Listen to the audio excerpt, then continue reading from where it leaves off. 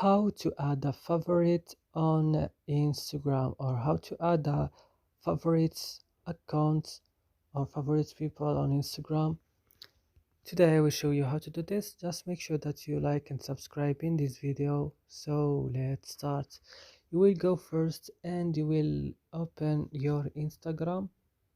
Then when your Instagram is opening, you will just go down here and open your profile. Then you will click here on this three line. Then you will go to favorites. Then here you will find list of your favorites account. Like this is my favorite. You will just go to add someone, like for example this, like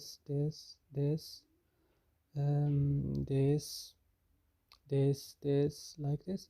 Then I will click confirm favorites, and that's it. I hope these videos have found useful for you. Don't forget to like and subscribe in our channel. See you next video.